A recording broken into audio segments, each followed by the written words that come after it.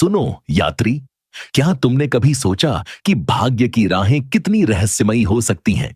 एक ऐसी कहानी जहां एक राजकुमारी की सच्चाई ने उसे जंगल की गहराइयों में धकेल दिया और वहां से शुरू हुआ एक ऐसा साहसिक सफर जिसने न केवल उसका जीवन बदला बल्कि एक प्राचीन श्राप को भी तोड़ा। यह कहानी है साहस, प्रेम और विश्वास की, जो 8000 साल पुराने युग में बस्तियों और जंगलों के बीच रची गई।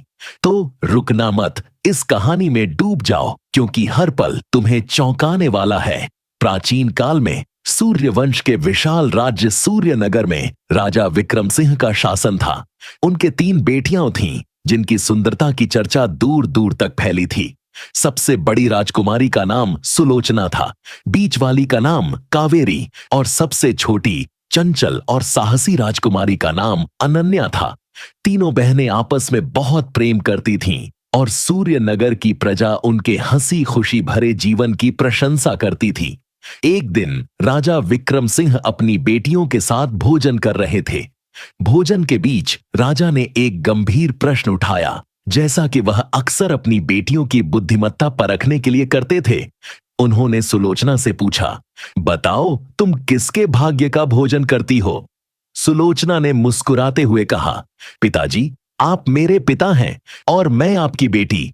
मैं आपके भाग्य का भोजन करती हूं। राजा ने संतुष्ट होकर सिर हिलाया। फिर उन्होंने कावेरी की ओर देखा और पूछा, तुम बताओ, तुम किसके भाग्य का भोजन करती हो? कावेरी ने विनम्रता से जवाब दिया, पिताजी, आप इस राज्य के राजा हैं और मैं आपके राज्य में रहती हूं, इसलिए मैं आपके भाग्य का भोजन करती हूं। राजा विक्रम सिंह दोनों बेटियों के जवाबों से प्रसन्न हुए। अंत में उन्होंने अपनी सबसे छोटी बेटी अनन्या को पास बुलाया और पूछा, अनन्या, तुम तो बहुत खाती हो, बताओ तुम किसके भाग्य का भोजन करती हो? अनन्या ने नन्ही सी मुस्कान के साथ कहा, पिताजी, हर प्राणी, चाहे वह मनुष्य हो या पशु पक्षी, अपने भाग्य का भोजन करता है, इसलिए मैं भी अपने भाग्य का भोजन करती हूं। यह सुनकर राजा विक्रम सिंह का चेहरा क्रोध से लाल हो गया। उन्होंने गर्जना की, अनन्या, यदि तुम अपने भाग्य का भोजन करती हो तो इस महल को छोड़ दो। जाओ, मैं देखता हूं कि तुम्हारा भाग्य कितना बलवान है। मेरे बिना तुम्हें भोजन कैसे मिलता है? गुस्से में आकर राजा ने अनन्या को एक घने जंगल में छुड़वा दिया। अनन्या को समझ नहीं आया कि उसकी गलती क्या थी। वह एक विशाल वृक्ष के नीचे बैठकर सोचने लगी। थकान और दुख के कारण उसे नींद आ गई। जब सुबह उसकी आंखें खुलीं तो उसे प्यास लगी। वह जंगल में भटकने लगी और कुछ देर बाद उसे एक तालाब दिखाई दिया। जैसे ही उसने तालाब में हाथ डाला, तालाब का सारा पानी सूख गया। अनन्या हतप्रभ रह गई। तालाब के तल में पत्थर की सीढ़ियां दिखाई दीं, जो नीचे की ओर जा रही थीं। डरते डरते वह सीढ़ियों से उतरने लगी। सीढ़ियों के अंत में उसे एक पत्थर की मूर्ति दिखी, जो एक राजकुमार की थी।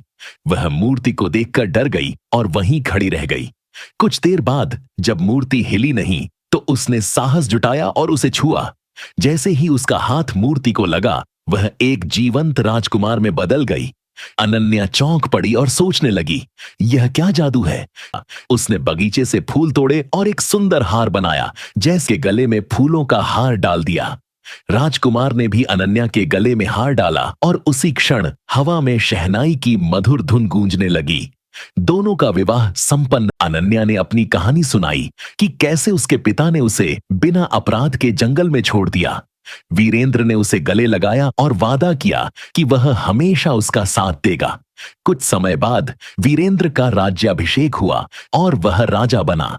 अनन्या और वीरेंद्र ने मिलकर निष्पक्ष और धर्मी शासन शुरू किया। उनकी प्रजा सुखी थी और राज्य में समृद्धि छा गई। लेकिन कुछ समय बाद अनन्या को अपने माता पिता की याद सताने लगी। वह उदास रहने लगी। वीरेंद्र ने उसका दुख देखा और पूछा, प्रिय, तुम उदास क्यों हो? अनन्या ने जवाब दिया, मुझे अपने पिताजी की बहुत याद आ रही है। शायद उन्हें अब अपनी गलती का पश्चाताप हो रहा हो। वीरेंद्र ने कहा, चलो हम कल ही सूर्यनगर चलते हैं। अगले दिन वीरेंद्र और अनन्या एक विशाल सेना के साथ सूर्यनगर पहुंचे। राजा विक्रम सिंह ने देखा कि कोई शक्तिशाली राजा उनकी ओर आ रहा है। वह भयभीत हो गए क्योंकि उनका खजाना खाली हो चुका था और उनकी दोनों बड़ी बेटियों के पति राज्य का हिस्सा मांग रहे थे। प्रजा भी दुखी थी। जब अनन्या और वीरेंद्र राजा विक्रम सिंह के सामने आए, राजा उन्हें पहचान नहीं पाए। थोड़ी देर गौर से देखने के बाद उन्होंने अनन्या को पहचाना और रो पड़े। उन्होंने माफी मांगी। अनन्या, मुझे माफ कर दो, मैंने तुम्हें गलत समझा। तुमने सच कहा था कि हर कोई अपने भाग्य का भोजन करता है। अनन्या ने मुस्कुराते हुए कहा, पिताजी, माफी मत मांगिए। यदि आप मुझे जंगल में न छोड़ते तो मुझे यह सुख और प्रेम कैसे मिलता। राजा विक्रम सिंह की आंखों से आंसू छलक पड़े। उन्होंने अनन्या को गले लगाया। वीरेंद्र और अनन्या ने सूर्यनगर की समस्याओं को सुलझाया और वहां फिर से सुख शांति स्थापित हुई। सभी मिलकर हंसी खुशी रहने लगे और अनन्या का नाम सूर्यनगर की सबसे साहसी और धर्मी रानी के रूप में अमर हो गया। यह कहानी हमें सिखाती है कि सच्चाई और साहस कभी व्यर्थ नहीं जाते।